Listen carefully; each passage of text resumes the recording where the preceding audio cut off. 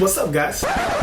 What is going on, everybody? My name is Kevin Parkinson, and this is the first official episode of the rebranding of my YouTube channel. And on this YouTube channel, we're going to talk about all things media and how they shape your experience as a black person living in America. And to get it started, we're actually going to take it back. About, when did I do this? I think I did this in 2017. Yeah, this is 2017. I'm going to play for you a video essay. And in this video essay, I talk about the socially constructed image of the African American in American film and television. I know this is a super long title. I put this essay together when I was in college. Unbeknownst to me, I was going to be able to use it in the future. But this is actually my thesis paper, which allowed me to get a master's degree from the Savannah College of Art and Design. And this thesis paper was based on a paper I wrote while a student at Shaw University.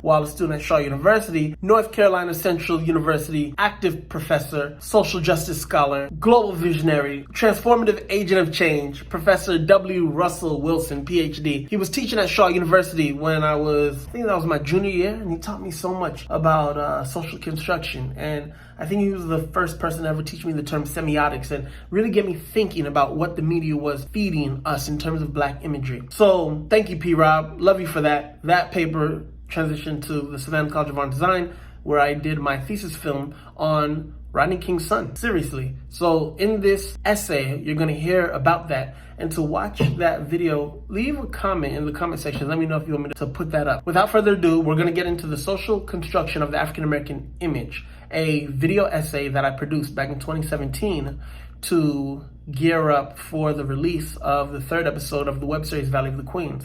I now am in pre-production on the feature film Valley of the Queens. So look at God, everything's come full circle. So I'm really excited. I hope you guys really enjoy this, and let me know what you learned. All right, God bless. What's going on, guys? My name is Kevin Parkinson. I am the writer and creator, director for the new hit web series Valley of the Queens. A web series with a black cast about a young woman from ancient Egypt who's resurrected by God to inspire people in modern day United States. So a lot of people ask, why did you come up with Valley of the Queens, and what was the point of making a web series with this type of viewpoint? And honestly, one term sums it up, and that's social construction. And a lot of you don't understand what social construction is, how it's used to convince you to like or dislike a group of people based on their age, their race, their sex, or their geographical location. How you are constructed to believe what to see in yourself when you look in the mirror. Everything is about social constructs, and social constructs come from society. And it's not society itself that makes the social construct, but those that run society. Social construction is the basis of communication, and communication is the basis of all things. So we're going to get a little deep here. This is my thesis paper that I wrote to get my master's degree from the Savannah College of Art and Design. You know, I was met with a little bit of friction when I presented this as my thesis project, but I pushed through, and thank God I was able to graduate. Always remember, guys, always look deep into everything. Nothing happens just because. And I hope I can shed some light with this thought-provoking and powerful thesis paper that I wrote in 2012. It's November 9th when I'm recording this, 2017. So this was 5 years ago, guys. All right, so without further ado, we're going to jump into it. The socially constructed African American image in American film and television. A thesis submitted to the Faculty of Film and Television Department in partial fulfillment of the requirements for the degree of Masters of Fine Arts, Savannah College of Art and Design, by Kevin J. Parkinson. That's me. In Savannah, Georgia, February 2012. So what we're going to go over is my thesis abstract, my introduction, then something called Argumented Reality, the domestic RoboCop. And that's about the future of social construction. We're going to go over the African American as being the ambassador of cool. We're going to go over Stuart Hall's connotation of the visual sign. We're going to go over 1915's Birth of a Nation and how it started the earliest social constructions. And then we're going to jump into Rise of the Planet of the Apes and how it socially constructs positively. We're going to talk about the film Car Wash and how 35 years after its release, more of the same is happening, and we're going to go over the TV show A Different World and how it glamorizes through the use of social construction, and of course the conclusion. Alright guys, here we go. The purpose of this study was to investigate the constructed reality of African Americans and its influence on the widely accepted belief that their extreme living situations are normal, such as growing up without a father or in poverty. Another aim was to find out why social construction is not being used to the benefit of the masses. Finally, the use of social construction to implicate the excellence in education for African Americans was examined in this study. The study focused on popular American films and their effects on the American public. The principal conclusion was that we can use film and television as social constructors to glamorize worthy and tangible frames of mind, such as positive thinking and education. Social construction can be used in commercial film and television productions to create a hyper-reality that glamorizes excellence in scholarship and leadership for the African American audience. Social construction refers to the way we create meaning through social interaction. With others, social constructions are extremely important because they are collectively held beliefs that, once adopted, can be extremely hard to change. The greatest examples of social construction are found in modern American mass media. It is easy to get caught up in the excitement around us, even when we have no involvement. For example, celebrity gossip stalks us at the supermarket, and turmoil plagues the news, all driven by a morbid fascination with the lives of the wealthy. The public makes it a personal mission to study them. It's true, infatuation with some fame and fortune is not always wrong, but the semiotics from media giants such as Viacom and Disney constantly remind us that if we are not one of these people, we are not important. Thus, in 21st century America, the average citizen's reality is shaped by social construction, with cinema as one of the foremost staging grounds. I have an added excerpt from Lorelei Hine and her Communications and Review essay from 2009, and it goes, criminals, drug lords, and violent men are shown as likable and admirable individuals in movies, instead of capitalizing on their crimes and stressing the need to prosecute them to the fullest extent of the law. Some filmmakers even positively paint and decorate the reputations of hard criminals. They are often pictured as well-meaning people who are merely victims of a cruel society. Thus, thanks to proficient filmmaking, coupled with the portrayal of good-looking actors and actresses, crime-related movies often become successful in soliciting sympathy from viewers towards protagonist crime committers. One example of this is the 2001 blockbuster film Blow. The movie was about drug trafficker George Jung, played by Johnny Depp, his rise and fall, and everything in between. And I want you guys to pay attention to what she was talking about. Lorelei really broke down some good game, explaining how it's easy through a film to paint a negative real-life character as a good person, because film is such a powerful social media. But I want you to go one step further, and I want you to ask yourself a question, guys. How come there aren't more popular American films about reputable or even fictional African American drug dealers, gang bosses, crime lords that show them as well-meaning people who just had to do what they had to do? Now we have a few, I guess you could say something like the Denzel Washington gangster film American Gangster, but not so much. I guess you could say something like the classic starring Wesley Snipes, which is New Jack City, but Nino Brown is portrayed definitely as a villain. You know? I mean, The Harder They Come is a great film from Jamaica, and it shows the story of a young man who struggles through adversity to make it to the top. But that film's not remembered or revered. People don't turn to that movie and say, hey, sure is hard for those black people. Nothing. We don't get that same treatment. Interesting. So moving on. Beating the Legacy. Now, Beating the Legacy was my thesis film about a young guy named Rodney who was looking for his father, guys. And shout out to the family of the late Rodney King. I want to say thank you again, guys, truly from the bottom of my heart, for helping me make my thesis film. Alright guys, back to the thesis. Beating the Legacy, my thesis documentary, is inspired by the fact that African Americans are the most avid consumers in America, due in large measure to their faithful response to social construction. The constructed reality of too many blacks in America allows them to believe their extreme living situations are normal, such as growing up without a father or in poverty. The question is, why not use social construction to benefit the masses?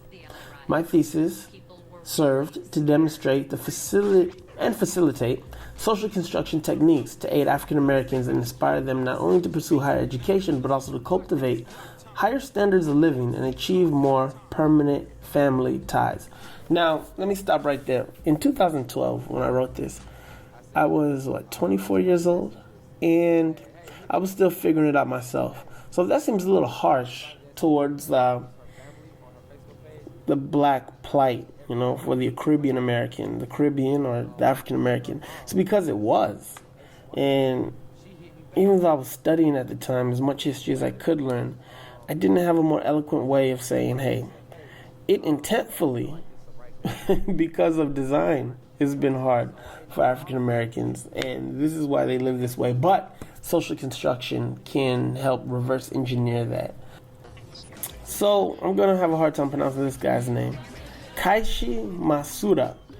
And Kaishi Masuda, he's a film student who created a short film called Augmented Hyper-Reality, Domestic Robocop. You can check it out on YouTube. It's pretty good stuff. Let's go on to see what I talked about.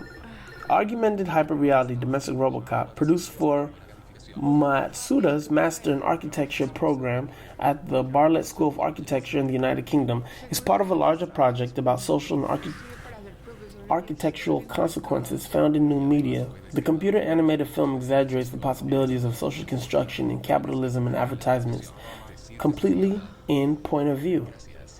We walk into a kitchen, and in it, cupboards and cans of soup, even the refrigerator, are covered in dazzling motion graphic ads.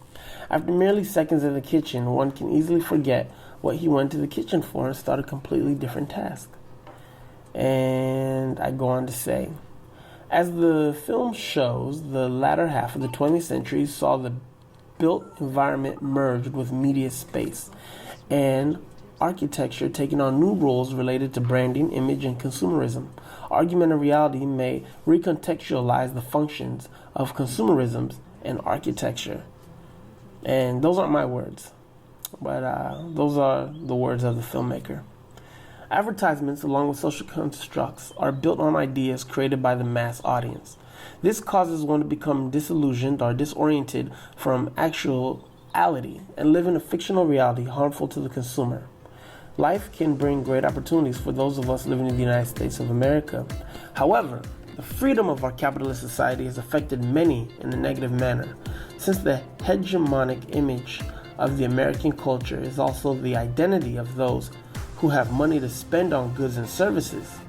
Marketing and ultimately social construction are oriented to a set demographic. This categorizes some sets of Americans within the realm of lower socioeconomic standards, placing them in a social limbo while they fight against stereotypes and half-truths of hyperrealities. Okay, let me break this down real quick and stop this right there. Non-white Americans, people who have darker pigmented skin, sometimes can feel inferior because the hegemonic image or the standard of beauty or the standard of masculinity typically isn't that of a black woman or a black man. So when we turn on the TVs and we see Crest commercials and Mercedes-Benz commercials, and we look in all of the commercials advertising Louis Vuitton, we see white people in these nice luxury items that aren't really easily accessible to those in the lower sector. So then those people end up striving their entire lives to attain those things to feel some type of worth. The reality is that Hollywood was designed to entertain, not to construct views on realism. that help one in developing into an outstanding individual.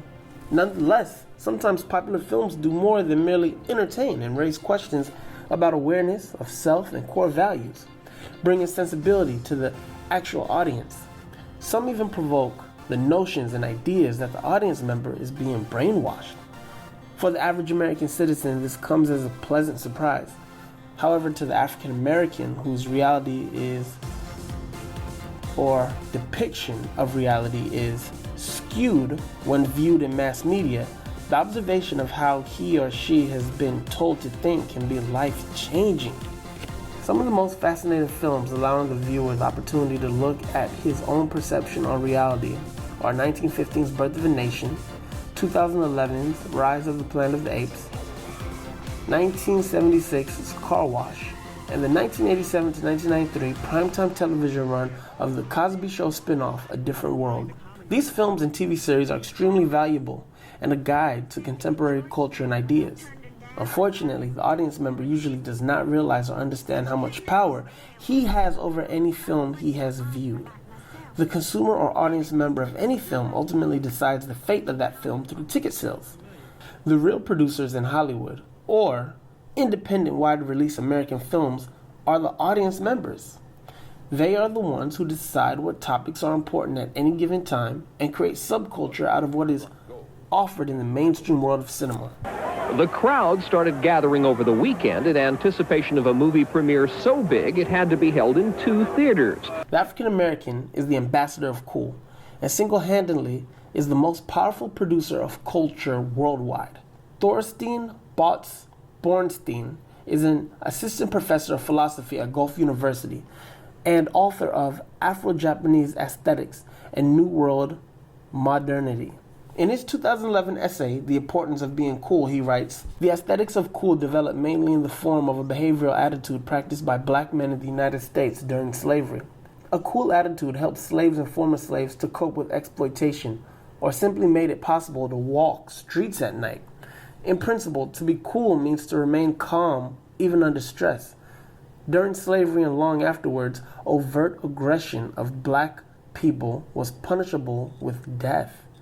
Today, the aesthetics of cool represent the most important phenomenon in youth culture, and it is mainly distributed by hip-hop culture.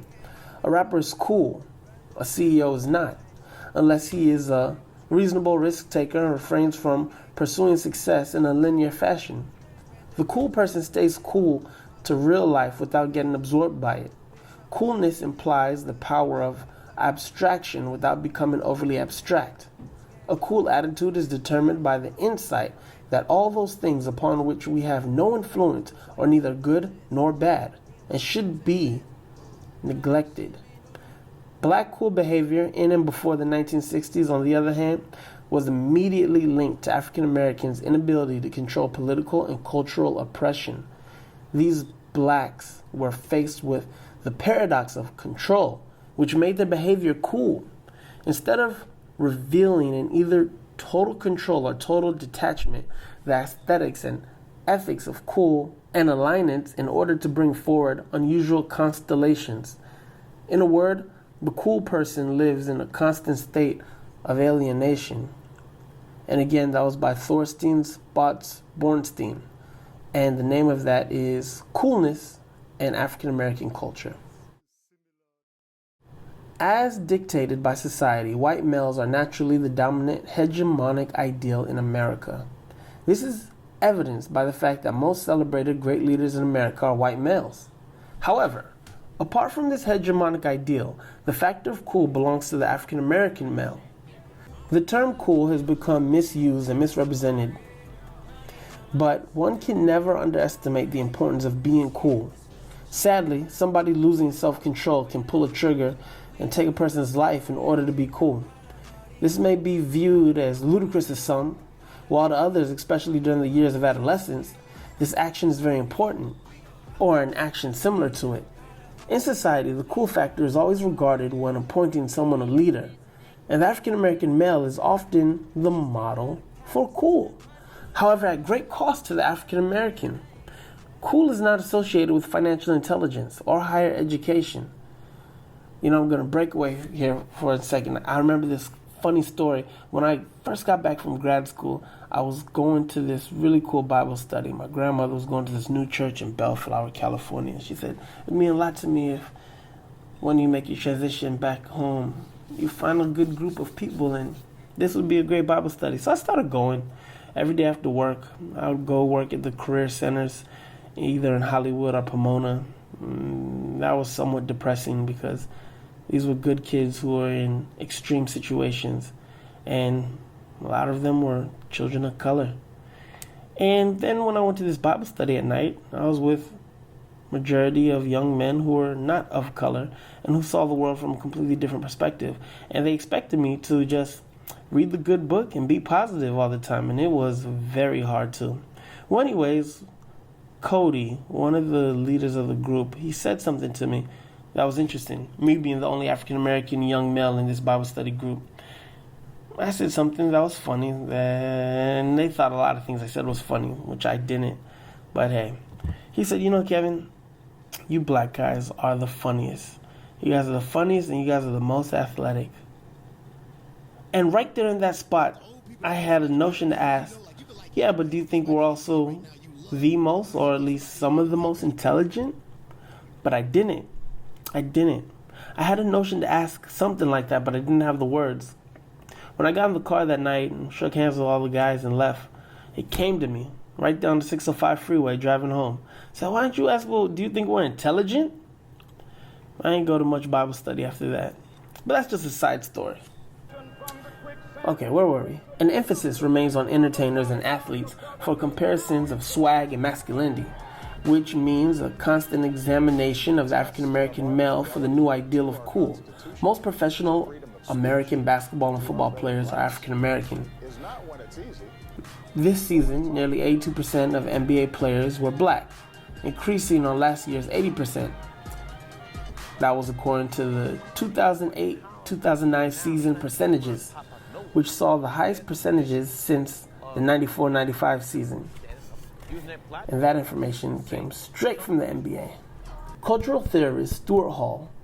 Now, side note, Stuart Hall's the man. Wish I got to meet the brother before he passed. Going back.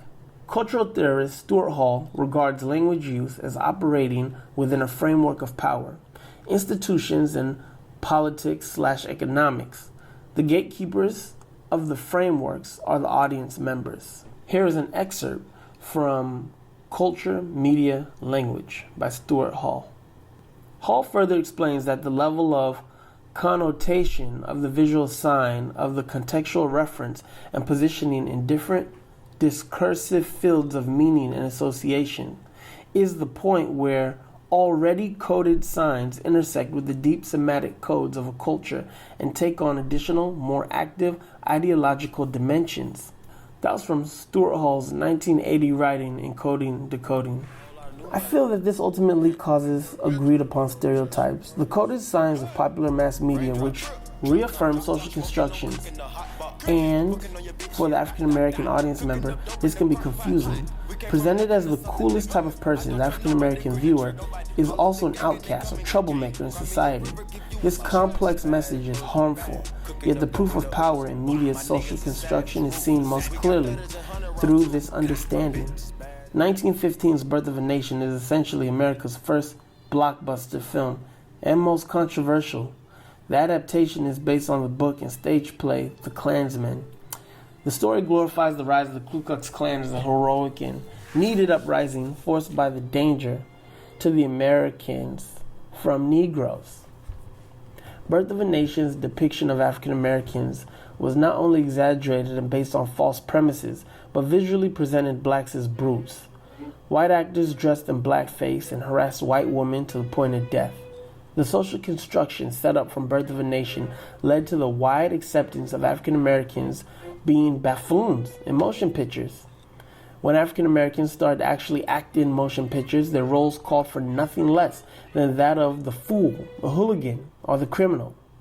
The trend started what is known as a minstrel show, an American entertainment consisting of comic skits, variety acts, dancing, and music performed by white people in blackface, or especially after the Civil War, black people in blackface.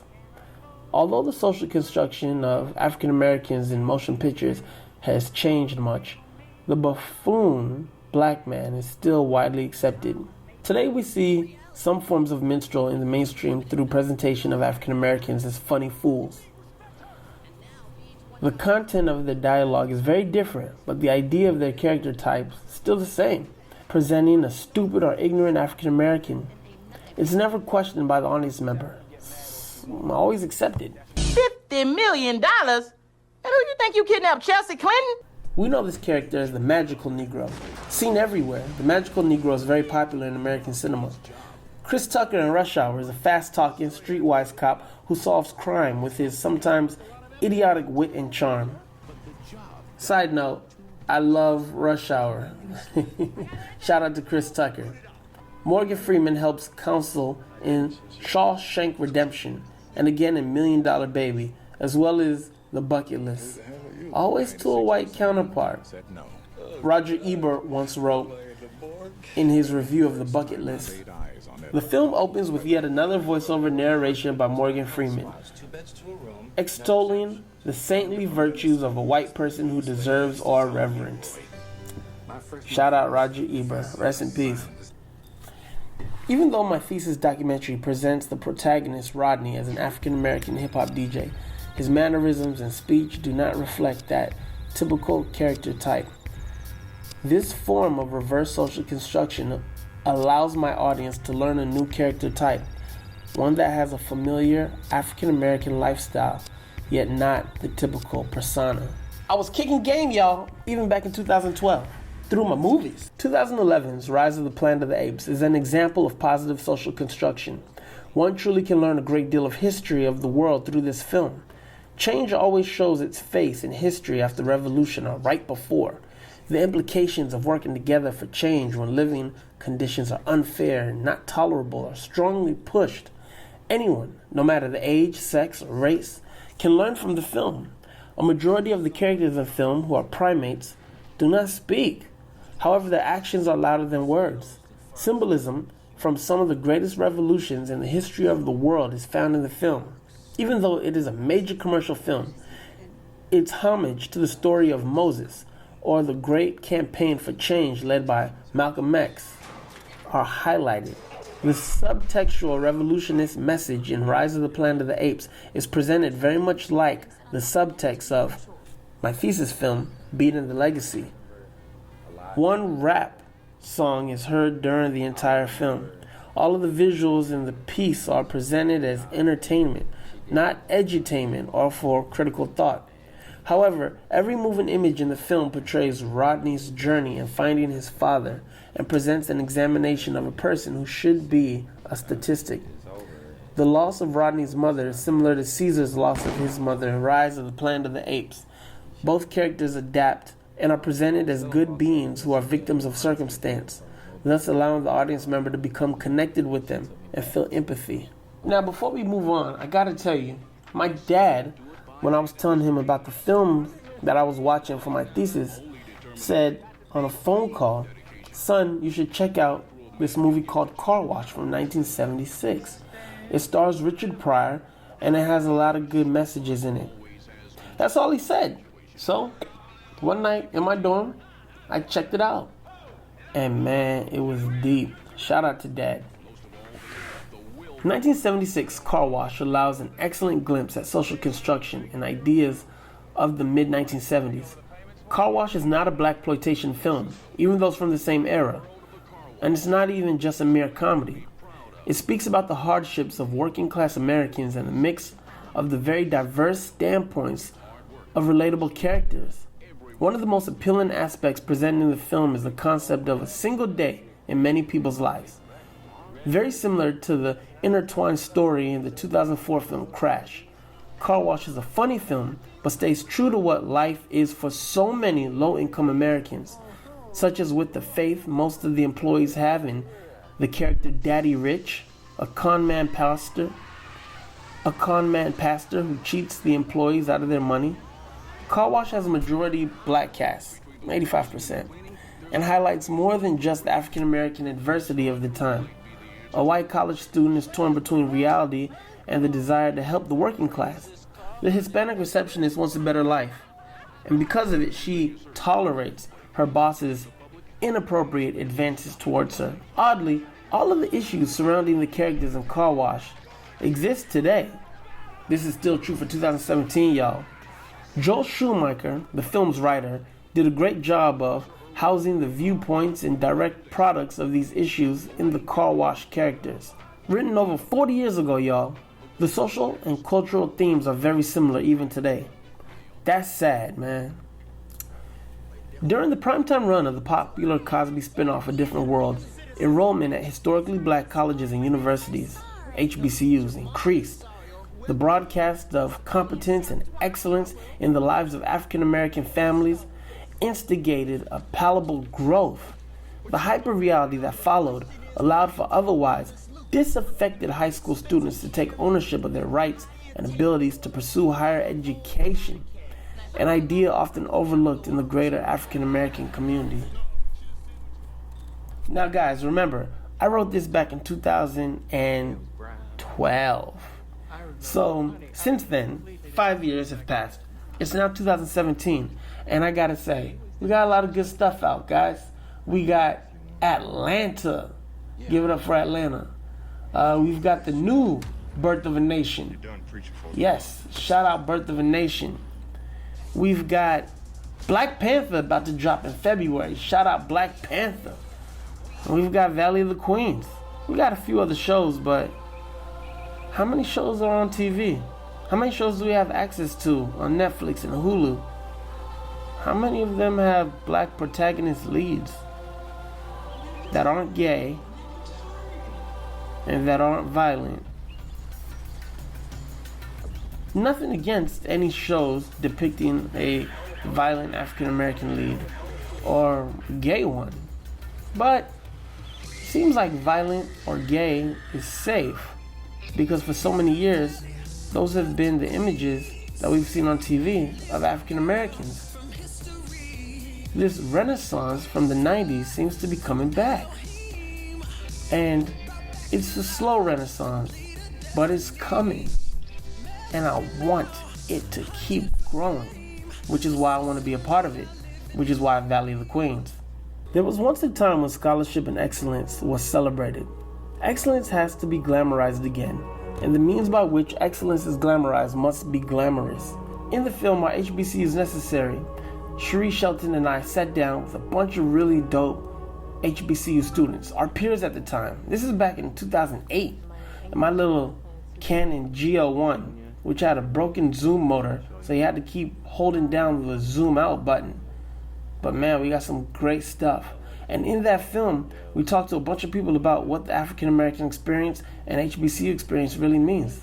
In the film Our HBCUs Necessary, a conversational piece on the state of black colleges, Dr. Jerry Grimes shares his insight on the means by which African Americans can be better socially constructed. He went on to say, Perhaps if we had more music videos in which we had scantily clad men and women reading books instead of talking about clubbing and firing guns, we'd have more people reading books. If we had more male strippers and female strippers reading books while dancing on the pole, more people would read. And so many people would say, well, Reverend Grimes, does that mean that you want to start giving books to strippers? I'd much rather give a book to a stripper if that keeps young men and women out of prison and out of early graves. Yes, if that's the case. If you read scripture, strippers have always been around. I'd much rather, if that's the only way, if that's the way to keep young men and women out of prison and out of graves, then by all means give every stripper a book so that people will read again. If that's what it takes for my people to read, so be it. If that's what it takes for a child to put down a gun and pick up a book, then by all means tonight give every stripper a book. And then perhaps we can put something in the book in which we can start to critique why are young men and young women dancing around scantily clad. But until that, we can't expect people to immediately go from shooting guns and going to the club to reading books if there is no transition, if there is no intermediary. Back to action. I believe movies are this intermediary. We may never see a stripper actually reading a book while dancing on stage. However, we can use film and television as social constructors to to glamorize worthy and tangible frames of mind such as positive thinking and education. Like A Different World, my thesis film, Beating the Legacy, glamorizes excellence in a young man who witnesses his mother's death, has no father, and has made it to a college as a DJ at only 20 years old. Social construction is powerful and should be used only to give good ideas to the masses. What constitutes a good idea is, of course, opinionated. However, the track record for what works stands. It is from these great ideals and visual presentations that the basis of social construction through film and television stand. Now guys, that was my thesis essay, and I'm very proud of it. And I'll end it by saying this. Afrofuturism is one of those social constructs that's going to help change the image, which is going to help change self-value, self-worth, which is going to help change the social construction, which is going to help make change for everybody. Afrofuturism is really important, and I really dig where it's gone, where it's coming from, and where it's going, and how through Afrofuturism we can continue to tell awesome pictures and paint stories of black people in the future or black people in the past doing very futurist things. Valley of the Queens, my new web series, is also Afrofuturism. And through Afrofuturism and positive social construction, I'm very proud to be a part of the change that's going to take place, so my daughter can live in an even better place, a fair place. And there it is, guys. My visual essay on social construction, the social construction of the African American image in North American film and television, to be exact. It is my honor to be able to teach. It is my honor to be able to explain, and I really appreciate you for watching. Please hit the subscribe button, like and share this video. I want to do more content like this weekly, but I got to know that it is being ingested and used, so I know that I'm not just spinning my wheels. All right, guys, I definitely want to hear from you. Leave a comment in the comment section. Tell me what you learned. Tell me what you also think, or what you also know about media consumption. And let's get better together as a people by understanding the images of ourselves that are fed to us. All right, God bless. Have a great week, and we will see you next Thursday. Yo, before I go, I gotta kick some more facts to you guys. In the movie Captain America, the Winter Soldier, we meet the Black Panther, which is really dope. He is this very masculine, hegemonic ideal of an African superhero. But by the end of the movie, he becomes this understanding force that instead of finishing his quest to avenge his father's death, he allows the murder of his father to just be prosecuted in jail. Then in 2016, in the climax to Denzel Washington's Western, The Magnificent Seven, we see Denzel's about to kill the murderer of his mother and sister, but a white character gets to avenge her husband and kills the bad guy before Denzel does. Then, earlier this year in War for the Planet of the Apes, Caesar, who by all means I feel is a black character, is about to get revenge, but he gives his son's murderer the option to take his own life because Caesar wants to show him remorse or pity, just to prove that he isn't a primate, but that he is a compassionate person. Whenever I'm watching TV with my daughter, she loves Bob the Builder. And there's this one character, this black guy, who dances in one of the music videos, and he hits the moonwalk. I wonder why they had him do that. And then Jurassic World, which is a film I actually really enjoyed, threw this scene in the end. And maybe I'm reaching here, but check it out.